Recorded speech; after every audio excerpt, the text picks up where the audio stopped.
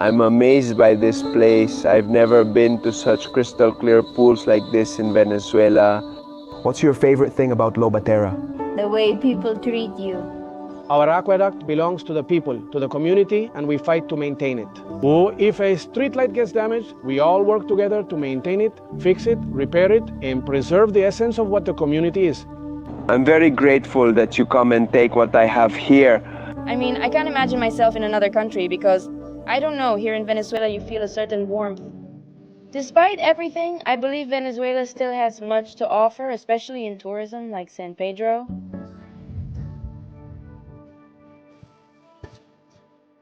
We have so much to pay, so much. So many places and hardworking people. I really admire people who left without wanting to because I know how hard it is.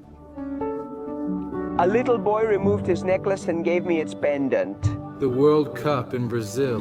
He recently went to Brazil, and that was the last video he saw. Hello. How are you all doing? Those crazy travelers? Those crazy people in Táchira, finally in Táchira. Finally, travelers, we decided to venture out and explore one of the states we were most eager to visit and hadn't had the chance to really get to know in depth.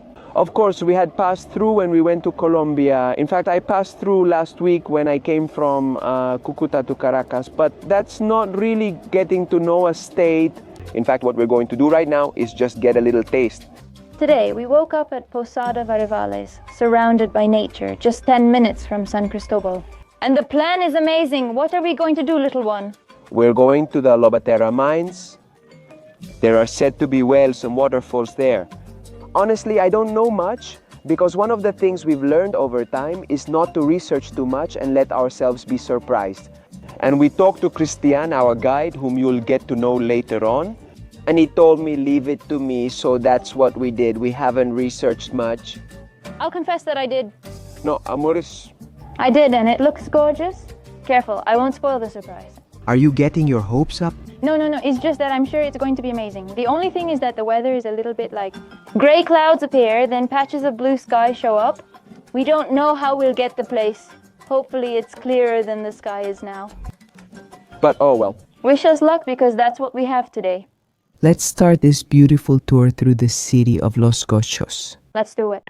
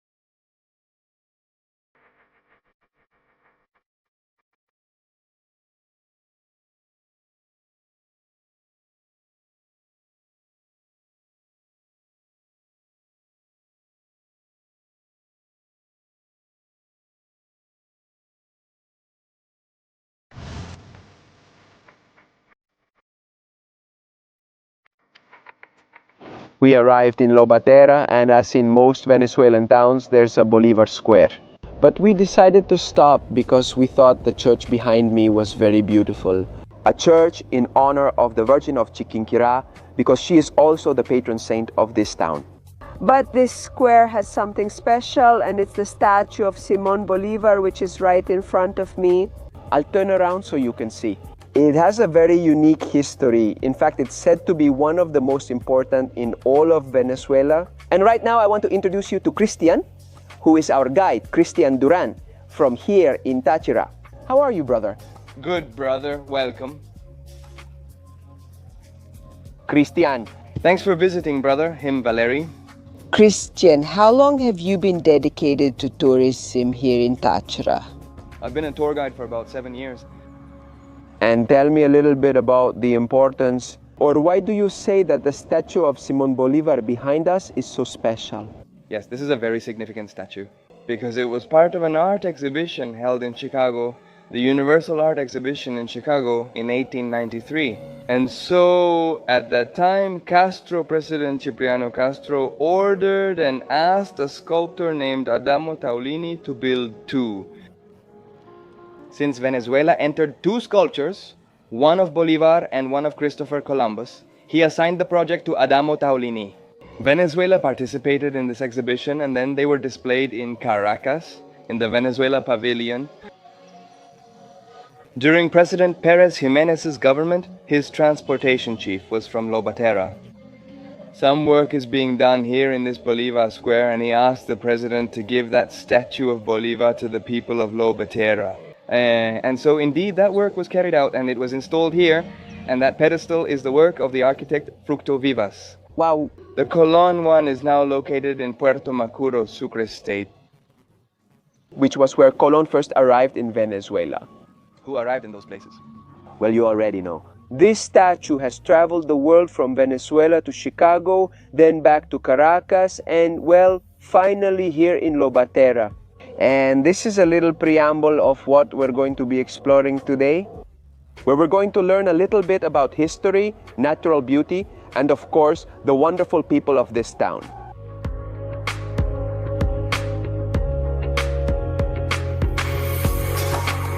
Look, there are the typical town gentlemen who come to sit in the plaza and tell stories.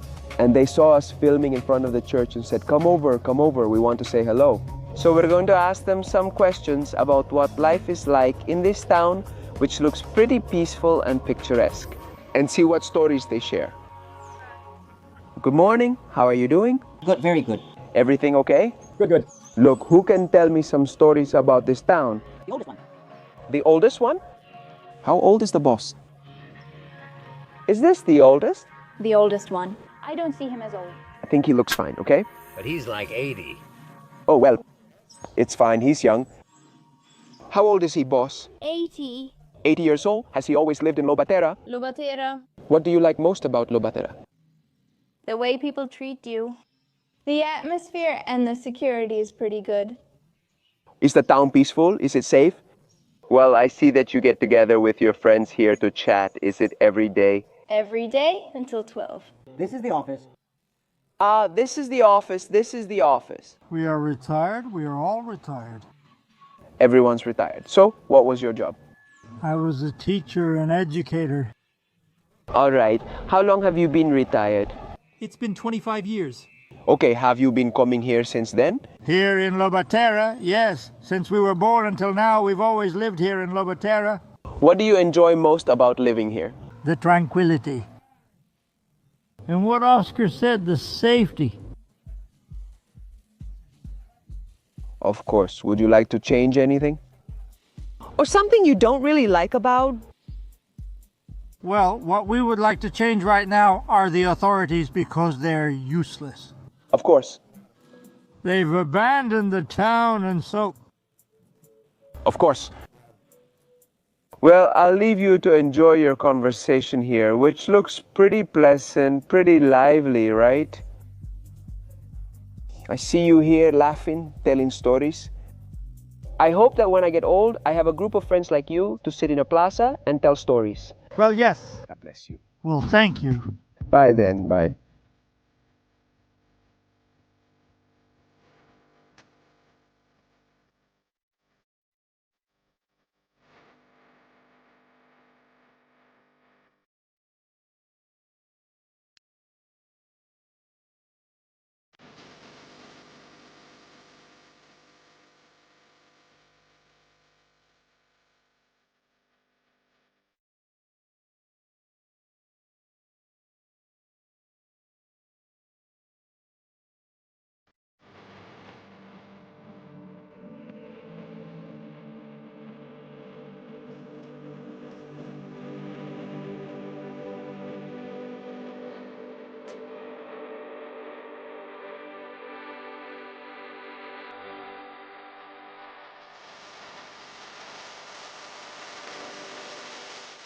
Traveler, We arrived at the Lobatera mines, which are not only a tourist attraction because they have some spas and some wonderful pools that we're going to get to know, But also, as its name suggests, because it's a place with many mines. But mines of what? Coal mines. As you can see around me, there's a lot of coal here. Christian, our guide, was telling us that you can also find gold or diamonds here occasionally, but the main activity is coal. Let's see if we can enter to the mine.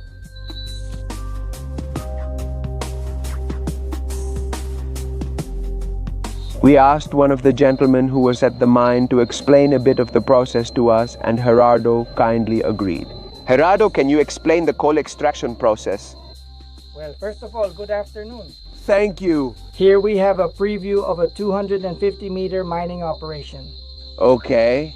To extract the coal in there, we use what we call a winch. The winch because inside at 60 meters, the mine is flat. Okay. It's pulled from 60 meters deep to the outside. On average, about 250 kilos come out in each cart. And this coal, once it's extracted, is it ready to be sold or does it need to be processed? This is the coal that's used in grills, and honestly, I don't really know what happens from when it's extracted until it's sold. Well, once it's here in the yard, it goes through several processes. At least here, there's a process where they take it to a plant. Okay. There, they process it, and after it's processed, it becomes coke. Okay. From coke, it goes to the furnace. Okay. And it's also used for the grills where they burn coke, coal brick, and what they call tile. Ah, so this isn't the coal used for cooking? It's also good for cooking. Okay. The thing is, at the very least, you have to let him go through the process. Burn it, and then it reaches a temperature where you can cook. Okay. All right. But above all, since it's used in the industry of what is at least this about? Of hydrocarbons, well, exactly. Yes, exactly. Okay. And well, can we do a little test to see how the cart turns out? Yes, at least this is a process. We don't have the cart full anymore, but it's more or less a resemblance to. Exactly. At least here, where you see it, we let it rest. And we have this system here. At least when it rings over there, the bell rings. When the bell rings, then we do this here. We activate it here.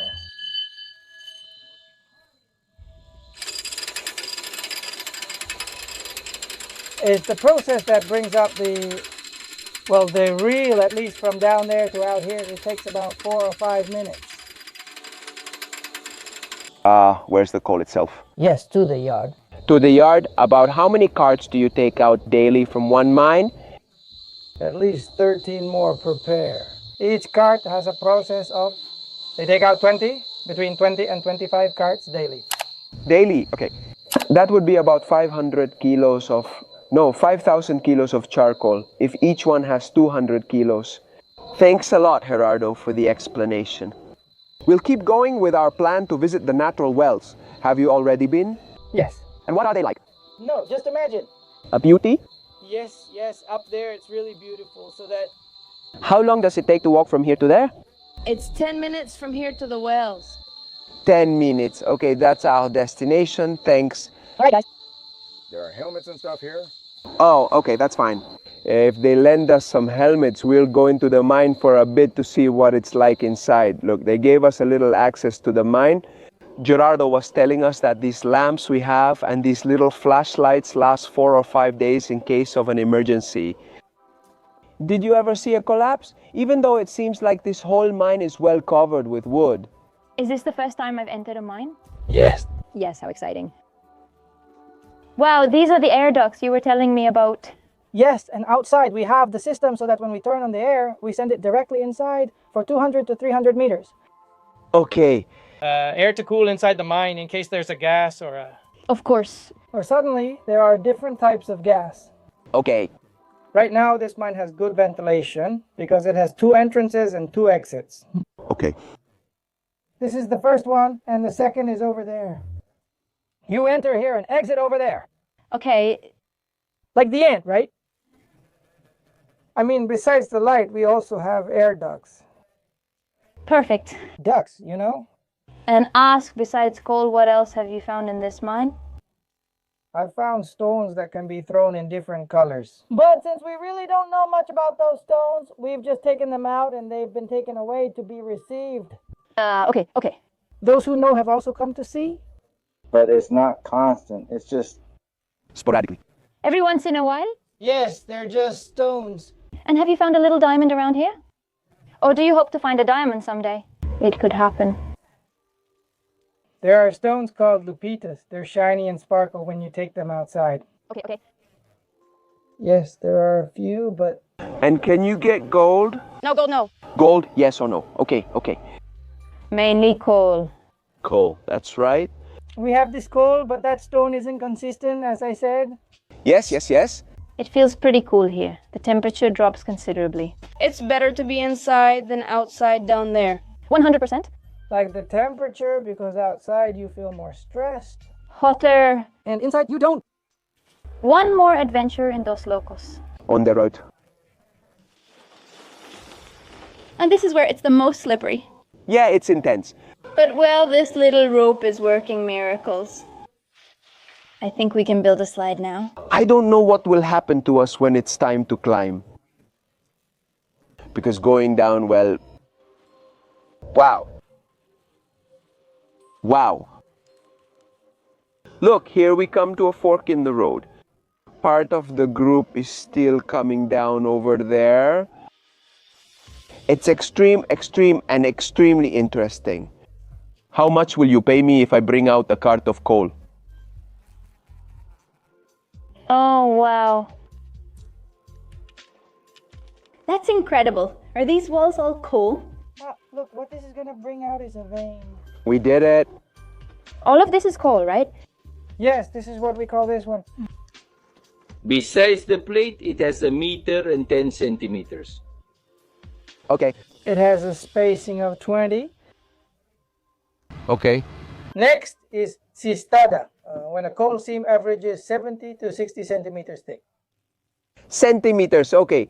And this is more or less what you guys are picking to put in the cart? Yes. Ah, look, all this part here is what gets chopped up to put in the cart. This is what we call that one over there. How deep do you usually dig? 250, 300 meters, or does it vary by mine? The depth is crazy. Check that out. No. There's an average of... Shine the light over there. Wow, that's far. We move forward 1 meter a day. Far away, 1 meter per day.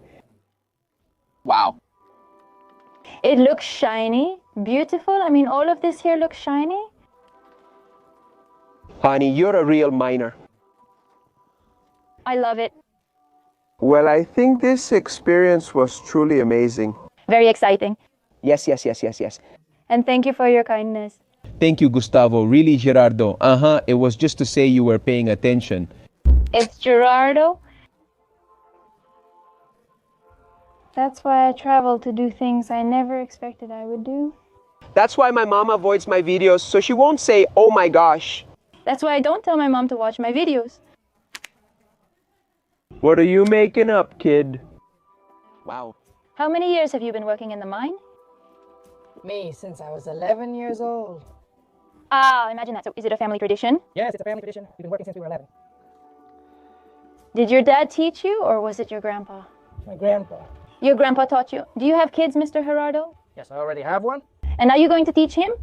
No, they already are. They are. So they already ended the family business.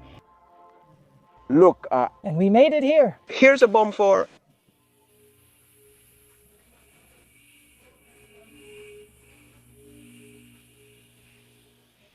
So now you guys have to take out all this coal that's down here and then keep digging forward. Forward. At least the kids there will handle this coal in the morning. Uh-huh. And now afternoon the boys come to take it out. How do they dig? With what tool? The tool we have down here. Oh, look. It's all manual. Manual. Everything is handmade, at least for us. Oh my God, we're at a pretty...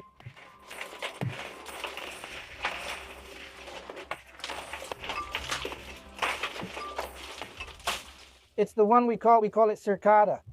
Circada. Gerardo, you've already told us about all the processes, also about the mine and about safety. Look, they place these wooden supports every meter or so to maximize miner safety. In all your, the several years you've been working in the mine, have you ever been in an accident? Has a mine ever been blocked or collapsed? Well, yes, always, not constantly, but sometimes there is a collapse. Sometimes something collapses on us. At least the tracks we lay, sometimes the tracks don't go down. And it takes us 3 or 4 hours to get back to clear out everything that collapsed. But so far, thank God, we haven't had any accidents like that. Turn on the flash if you want. Thank God, you can tell they do a good job, Gerardo. Look, what started as just a photo ended up being permission to try it. The little miner girl doesn't exist. The little miner girl? No, this is extremely hard manual labor. Total admiration. You showed up a bit angry and here you are. Go ahead. Are the mines private property or are the mines public? No, currently, yes. Now we work by work areas. Okay. At least everyone is given a work area to form their own company and all that. And what you do is sell everything you produce here too? We sell the minerals from here to the state, which then buys them from us. Okay, what's the name of this mine? Cacique Brothers Coal. Cacique Brothers Coal, great. Well, thank you very much. Now, claustrophobia is really starting to kick in. No, just kidding. No, I don't suffer from claustrophobia. But I don't think I would recommend someone who does suffer from claustrophobia to come to a mine. I actually do suffer from it, but honestly, since I'm recording, I'm going crazy. You sometimes experience it because you've explored caves and sunken ships every now and then. I mean, it scares me, but I face it.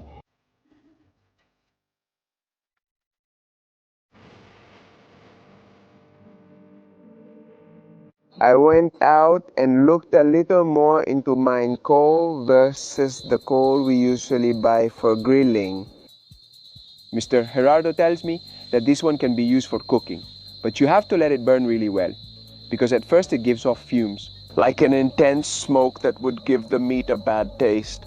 Another advantage is that once lit, it can last 10 to 12 hours. Whereas the charcoal we usually buy for the grill is wood charcoal. It's like they cut the wood and put it in some kind of bonfires there and leave it burning, so to speak, for a long time. And then you have the pieces of charcoal that they sell, but that charcoal burns up completely in 2 hours or maybe even less. So now you know, don't come to a coal mine to buy charcoal if you're in a hurry to start your barbecue. Let's walk for 10 minutes. We've reached the crystal clear pools. He got lost. Real Sokita, look. And we bathed there yesterday. Look. Look, Sokita, really. Come on then. Look at this well, what a beauty.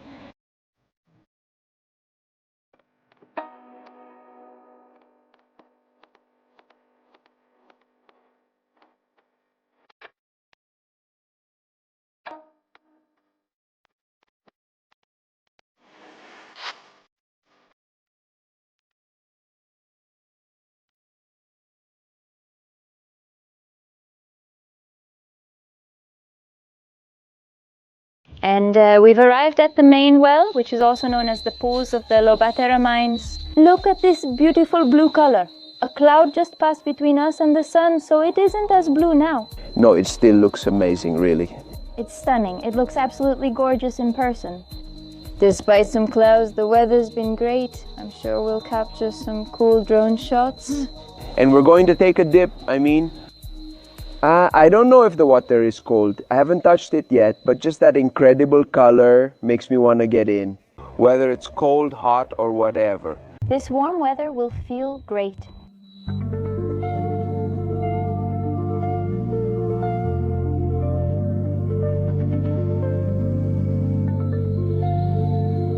I'm surprised by this place. I've never been to such crystal clear pools in Venezuela. I've seen that there are some in Colledes, others in Lara, but I haven't had the chance to go. And these are like my first crystal clear pools, so green and intense. Unfortunately, look, we have a huge cloud up there, although there's a little patch of blue sky. The sun is hidden, but you can still appreciate these incredible colors here at the Lobatera mines.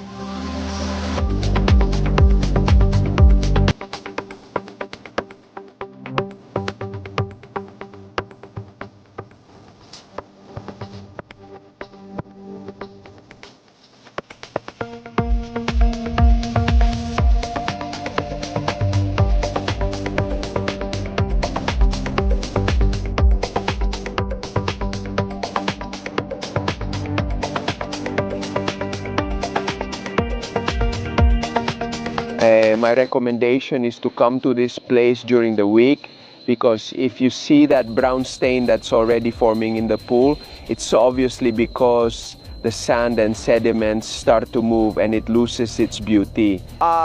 Even so, the water is wonderful and everything is really nice, but if you want the most spectacular photos, you have to be the first to arrive. We came on a Wednesday and we have the place all to ourselves. I imagine this place gets crowded on weekends, making it hard to enjoy the beautiful colors.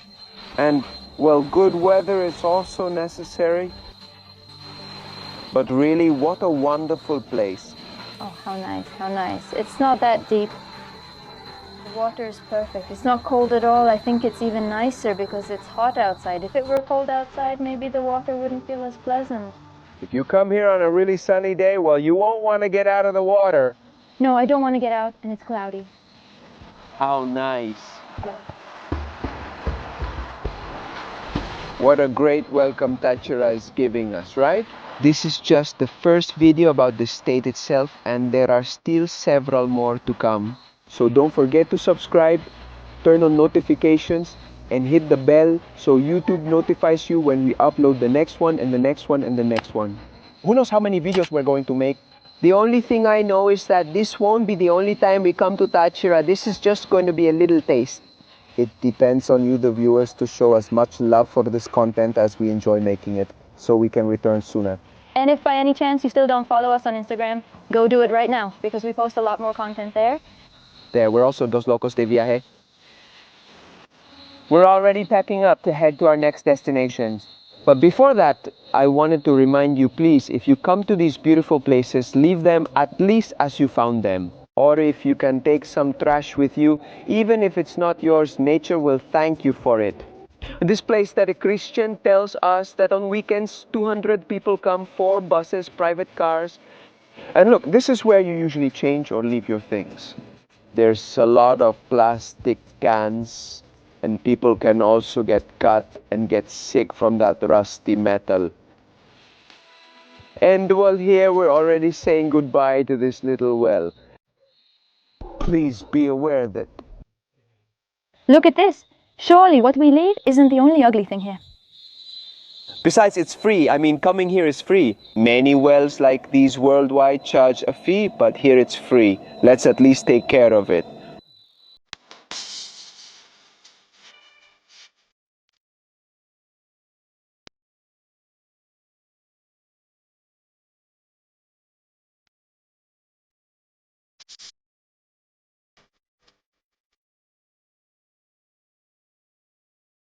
We left the Lobatera pools and came to San Pedro del Rio, a little town that seems frozen in time.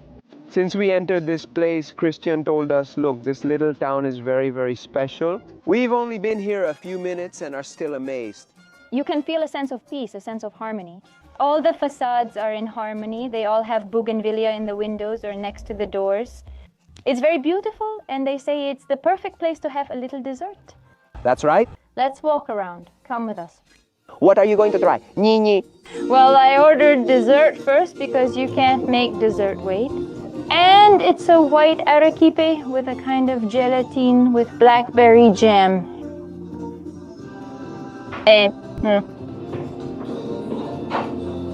Very tasty. I had never tried it before. It's delicious.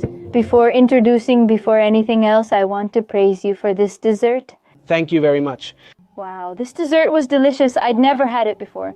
It's unique to San Pedro del Rio and this business. Okay, you can only try it here. It's arequipe, but it's white. That's its characteristic, and it's the only way it's cooked that makes it unique here.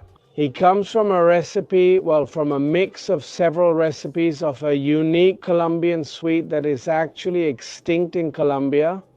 And my background is half Colombian, half Venezuelan, what we call a Veneco, and that's what we stick with.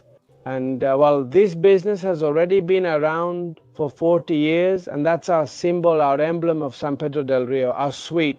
So now you know I'm going to officially introduce you to Matias, the owner of this place called Postres Mania, not Maria Mania. You can try these treats or enjoy delicious meals. We ordered a dish in chicken. What did you order? Some chicken? Matthias, can you tell us about this place? It feels like a town frozen in time. This is a town that has risen again, let's say like a phoenix. Given the situations that have happened throughout Venezuela, there were times when people left and some came back, including myself. There was a reform around 78 or 77 when San Pedro del Rio was completely reformed, given by Carlos Andrés Pérez. And let's say it was a promise to Dr. Granados, an important person from San Pedro del Rio, and it was accomplished. San Pedro del Rio was normal, it was paved. As you can see, in our town there are no external street lights, everything is underground and it has been maintained. How do you ensure all facades keep the same aesthetic? When San Pedro del Rio was transformed, one of the ordinances established was that each block would have its own color, all the walls white with blue, brown, or green backgrounds. And are all the floors made of little stones? All the flooring is made of stone with its structures, telephone wiring, and electricity, all internal. Well, before coming in, I took a little walk and went all the way to the back. And there's also a sort of plaza with a small park over there. Everything is so organized, so clean, so neat. I imagine this place gets really crowded on weekends, right? It used to be packed. Given the situation in Venezuela, it's decreased a lot and now it's mostly on Sundays. We have 4 inns. Additionally, well, we're a town that's all about sweets. Handicrafts. Good sweets, really good sweets. Yes, there are many places you can get cakes, you can get sweets. Clay handicrafts. Oh, so beautiful, we're going to see it. Everything, old houses. This one has been preserved and is over 140 years old. With small renovations that I've been making, but trying to maintain The essence. always the essence. Well, actually, the rooftops. They're untouchable. They're so beautiful. The central courtyard, which I find so magical, and I love that at the entrance of every house there are these flower pots. With, I don't remember what they're called, I think they're called Trinitaria. Bougainvillea or Trinitaria. Trinitaria, how beautiful. Because what happens is that San Pedro del Rio comes from... Let's be clear, the idea was formulated by a little Mexican town, yes? It turns out that Trinitaria is also abundant in that small Mexican town. And that's where Dr. Anados, when he went and saw, well, he also brought the Trinitarias to his house, and from there it spread throughout the whole community. To me, it's a compliment to adopt positive things from other countries. I think that's completely acceptable.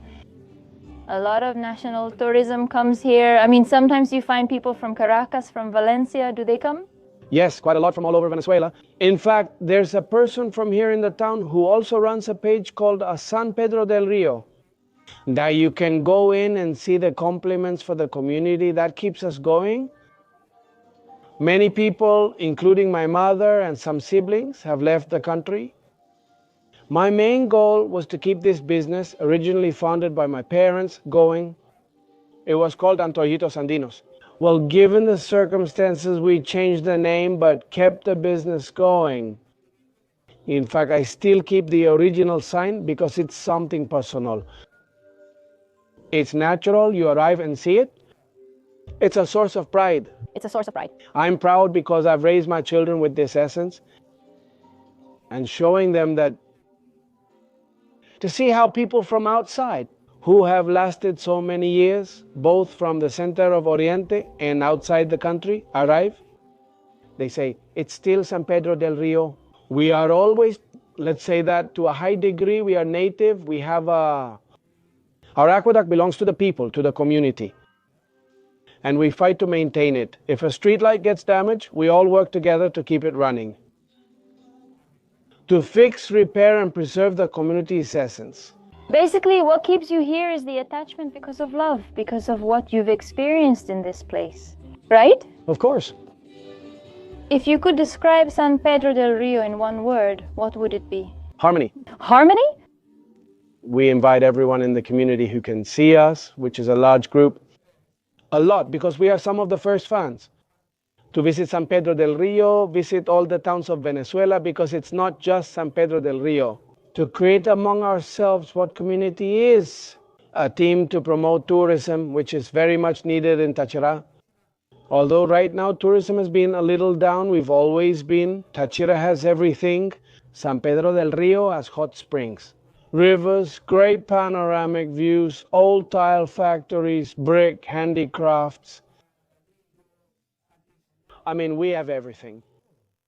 It would be so nice to copy this and multiply it in many places in Venezuela. That harmony you find here, that unity. I think it's a worthy example for the rest of the towns. Thank you so much. Come try this dessert. I got blackberry, but there are many flavors. It's so good, you won't regret it. My guarapo just got watered down in that conversation between Valeria and Matias. And I want to ask her two children, as you see them here, Daniel and Daniela, what keeps you in Venezuela? Continuing with their father's work, you were already telling us that, well, your grandmother or Matias's mother, some siblings are outside the country and you are young. You also have, I imagine, the possibility of seeking a future in other countries. But I would like to know, what is it that keeps you here? Not only in Táchira, but also running the business here in San Pedro del Rio. For me, mainly, what I like the most, and the reason I can say I've stayed here for so long, it's actually an anecdote. I don't know if my dad mentioned it in the conversation. When they started, my grandfather had a yellow car, a Ford, and that was 40 years ago. Nearly 50 years ago, they began selling hallacas and blood sausages. That was when my dad was 5. To this day, people still come asking about the man with the yellow cart. Who is my grandfather? Or couples come who, no way, I visited as a kid, now I bring my own kids. So it's like the idea of passing on that legacy, that I can share all of that with other people. That's really what I want, and I want to stay here, and for my sister to feel the same way too, and that's really why we're here. Absolutely, I feel the same. It's truly inspiring. Whenever someone says they've been coming here since childhood and still, the tradition continues, and besides, staying in the country is truly amazing. I can't picture myself in another country. Here in Venezuela, there's a special warmth. I feel that despite everything, Venezuela still has more to give, especially with tourism, as in San Pedro. So, well, that's it. Thank you. Thank you all. Manuel's already crying. Yeah, I can't even talk anymore. I can't even talk. I can't even talk. I can't even talk. How do you feel?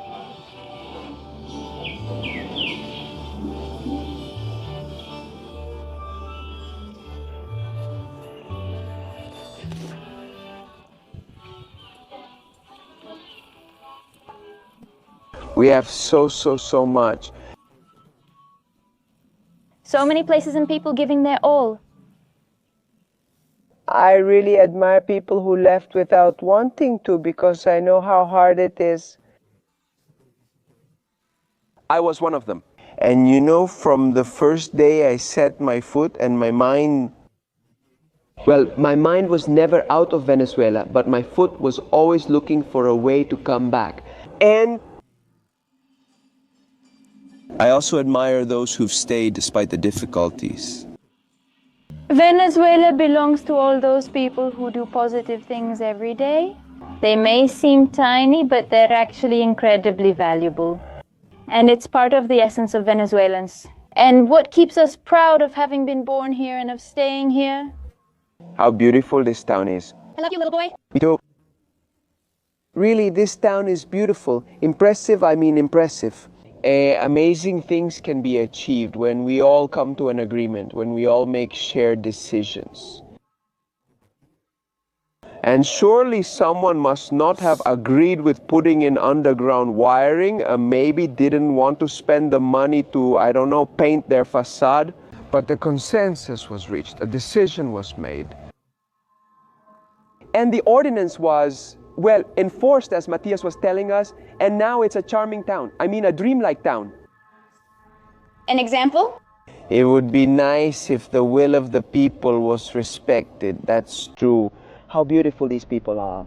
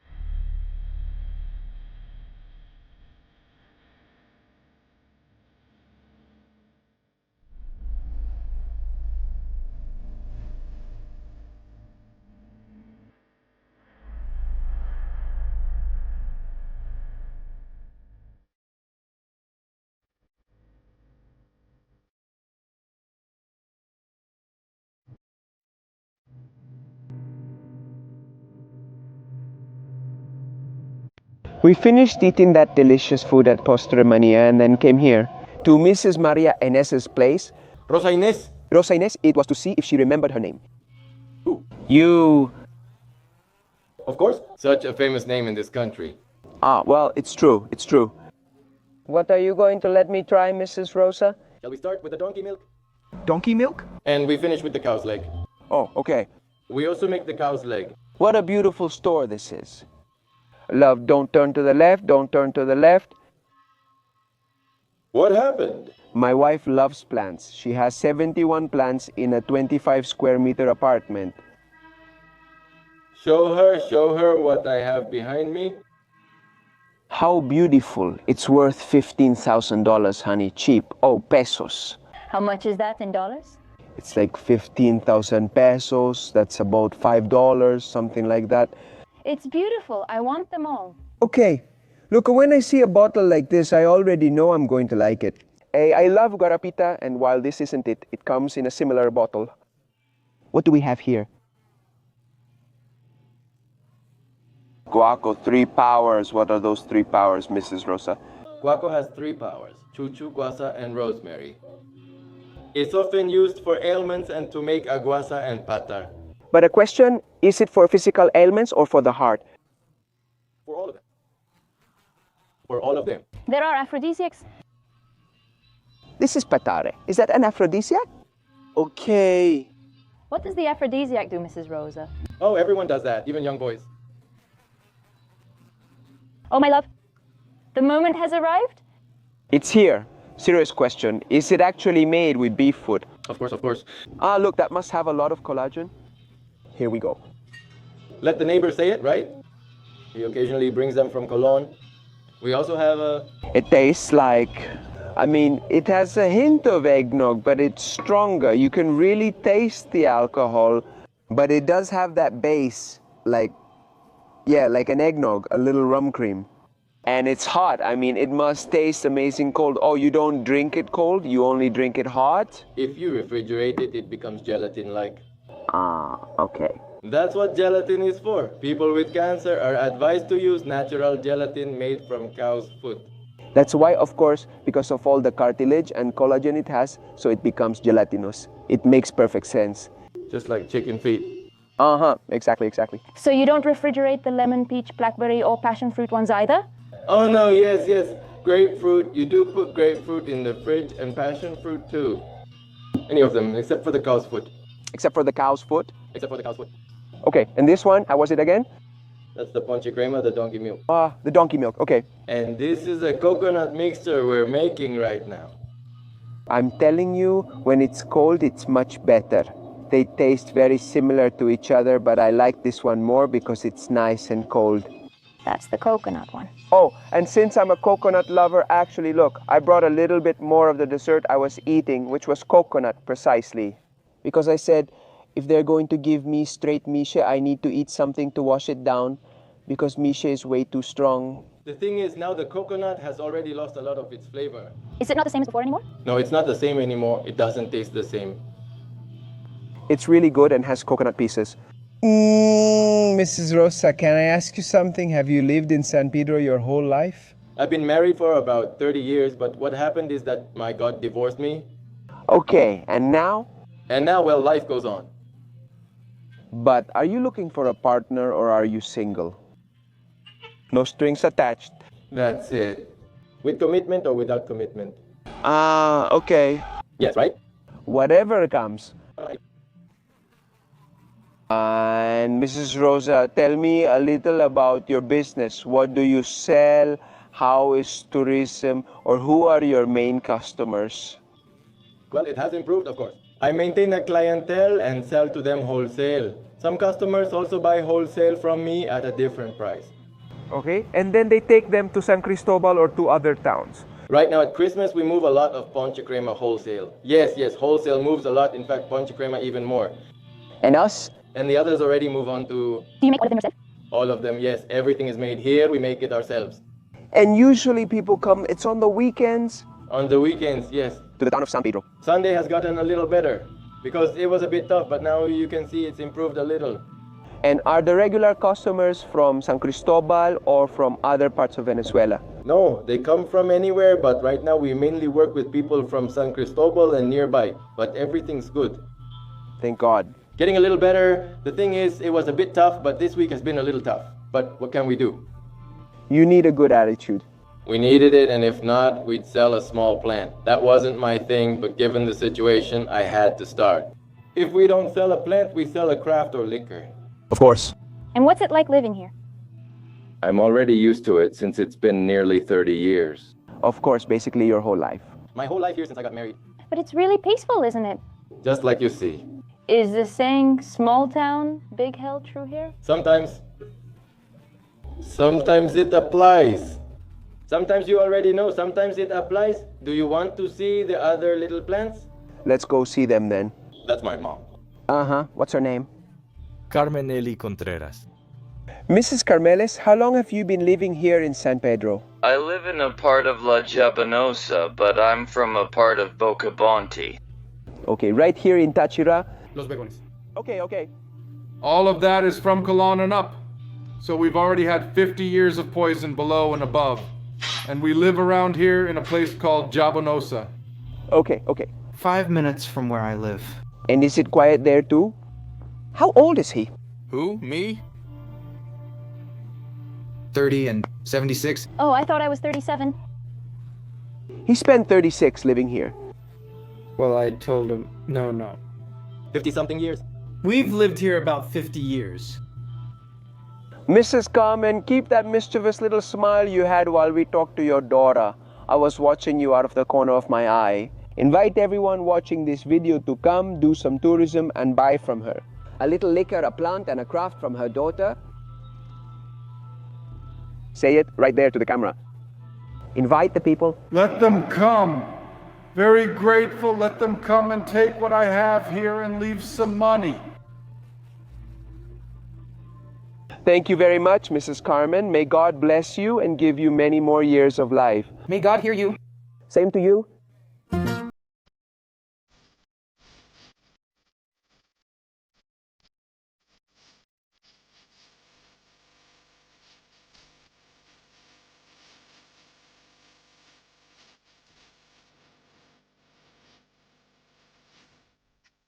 Here on the same spectacular street, there is an inn called Chiriri, and Mr. Jesus is going to give us a tour of the inn.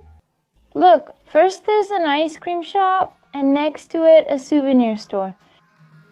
Here we have papaya candy, we have coconut, dulce de leche, everything looks wonderful. Mr. Jesus, how long has this inn been here?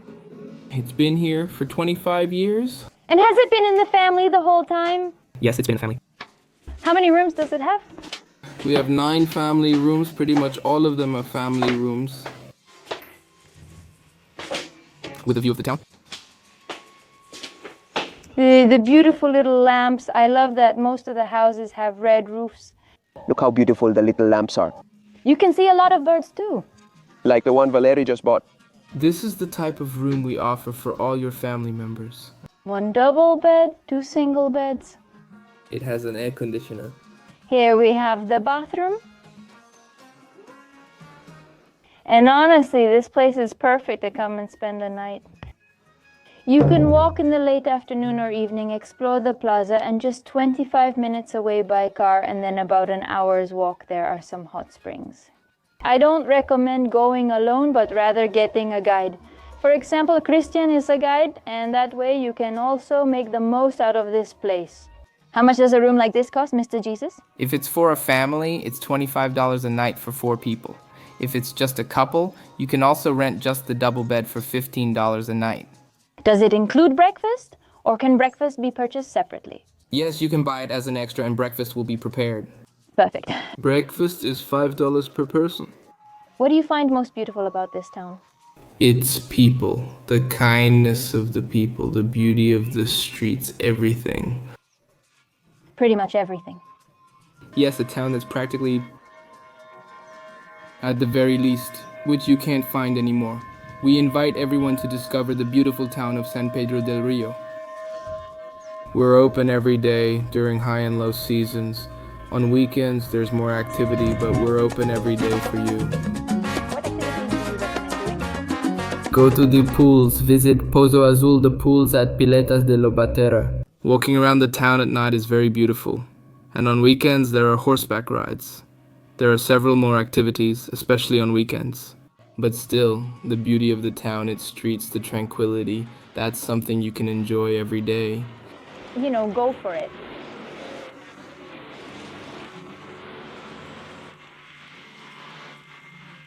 And right in front of the Chiriri Inn is Mr. Jose's little shop, who also told us he sells a lot of handicrafts. They also have ice cream. I see antiques over there. Oh, look, for grinding. How beautiful. Sewing machines. Here are little cups, keychains, magnets, a bit of everything, really. How's it going, boss? All good, thank you. How are you? How long have you been living and working here? Working already. This business has been here for 30 years. 30 years. We've had the ice cream shop for a year, along with the crafts. A year with the ice cream shop. How is it? Do tourists usually come on weekends? We're here every weekend. The business is open daily from 8 to 8. From 8 to 8 every day. Yes, every day, yes. So do you live here? Yes, we have our house and everything here. And how is it living here, Mr. Jose? It's peaceful here. This is the most peaceful place. I'm from Tariba and was born there, but I stayed here for my wife. The peace is palpable. Yes, it's peaceful like this all day. How wonderful. It's busy on the weekends and everything is lively, but the rest of the week is peaceful. If someone visits, what do you recommend they do or see?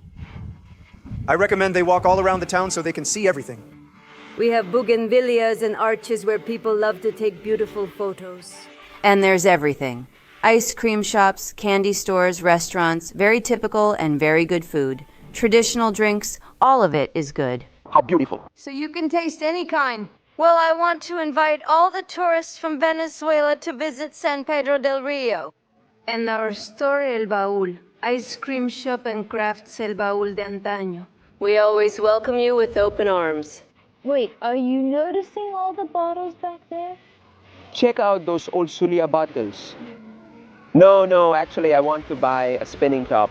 Babe, did you know that in school they used to call me the top breaker? You see, I was really bad at playing with spinning tops. I didn't break the other spinning tops. I was just see? Wait, your shop looks great. Is this just for decoration or is it for sale too? No. Just for display. Just for display? Is it an antique?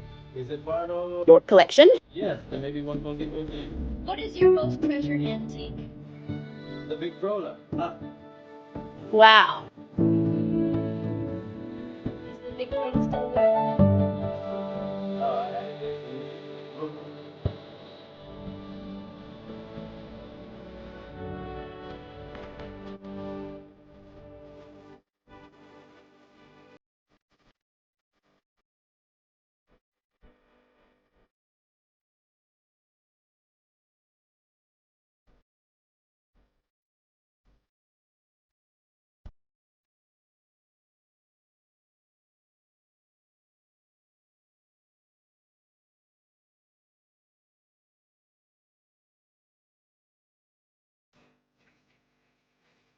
It's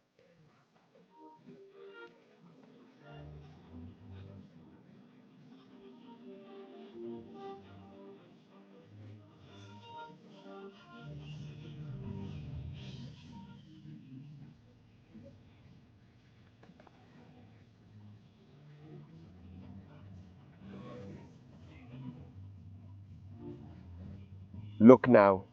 Danny told me I had to try masato. Yes, sir. What is masato, Danny? Well, Masato, to begin with, is a traditional drink made here in the Andes. Basically, it's mostly rice, okay?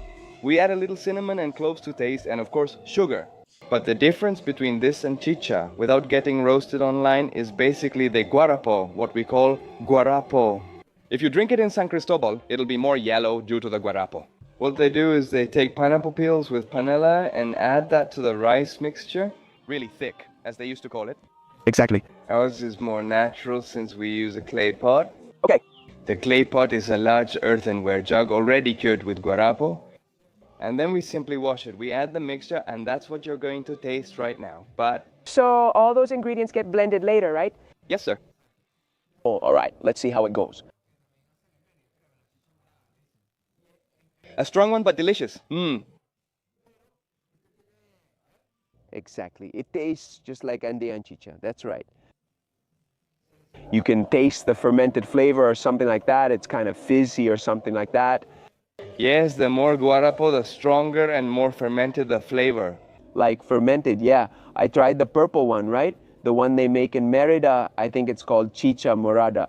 And it's very similar to this in taste, but this one has, let's see,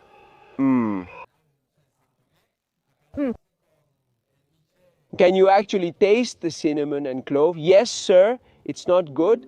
This is, look, a bomb. After everything we've eaten and tasted and all those little shots of misha, that's great.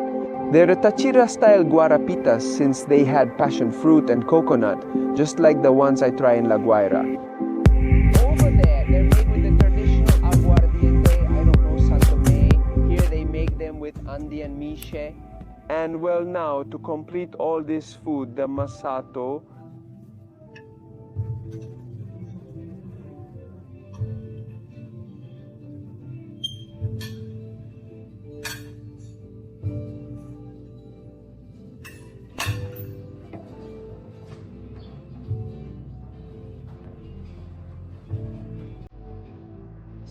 What do you have there?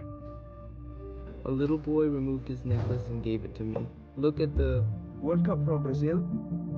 This one was recently in Brazil, and that was the last video. maybe. Should I play it for you? I think that. Yes, thank you.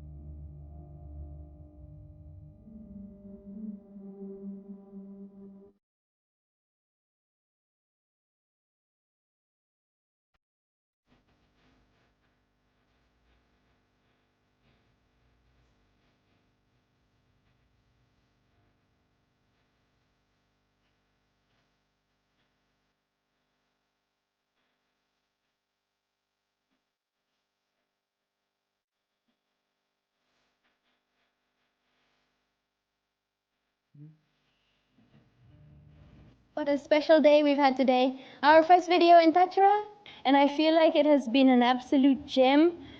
Starting with going into a mine, we had no idea what was going to happen, but we met an extremely kind gentleman who showed us a completely different side from what we imagined a mine would be. Then we went to the pools at the Lobatera mines, which we thought would be the highlight of the video. But no, the people of Táchira stole the spotlight, which pleasantly surprised us. Happy and very surprised, though not entirely, since I find Venezuelans very warm and kind. But I do have to admit that this video is what it is. Thanks to the people we've met today. Then we visited San Pedro del Rio and also a dreamlike place. A place that shows us the importance of unity, harmony, tolerance, reaching a consensus and creating something magical. A beautiful town that without a doubt left us wanting more, and now we are in a very special place. Look, before we continue, I want to highlight what a wonderful visit we had to San Pedro del Rio. Honestly, the people, they moved me so much that my voice is even breaking because I swear I felt such a deep connection with our purpose. Because when we started this channel, we had a purpose, and it was to show another side of Venezuela that you didn't see in the news. That despite all the bad things happening in the country, which unfortunately is the only thing that's shown, especially abroad, there are a lot of people, like the people of San Pedro del Rio, working for their town, working for their small business to move forward. And today, I reaffirmed that purpose, that life mission so much that I swear I've been way too emotional. And to connect with Venezuelans who really, the hard-working Venezuelan, the Venezuelan who is always looking to improve. We sometimes get sidetracked by bad news and feel like everything is going wrong. And there are so many people doing incredible things, so many people making Venezuelans and Venezuela proud. And look at the place we just arrived at. I'll give you a little spoiler. And they gave us a welcome ritual that made me cry again, because it's just spectacular to witness excellence. The quality in every single detail. But that's all we're going to tell you, because you'll have to wait until the next video to see where we are, to see what we're talking about. So once again, we invite you to subscribe and comment where you think we are. Let's see if anyone gets it right, and that's it. I want to conclude with a message that, well, I had it in my head and in my mind it's more organized, but let's see how it comes out when I say it. We're not the best at recording videos, we're not the best bloggers, we're not the best hosts, maybe we're not the best at telling stories. But this path we've chosen to walk has taken us through unforgettable moments that we treasure in our hearts. And beyond going to the farthest places, which obviously fascinates and delights us, it's about connecting with so many people who are worth their weight in gold.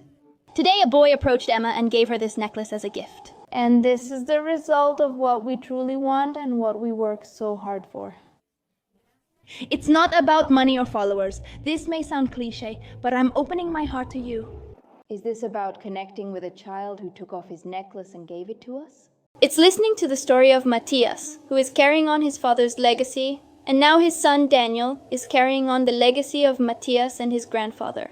And it's you too, who are inspired by these stories. Thank you for watching our craziness. Even though we're not the best, you make us feel like we are. Thank you.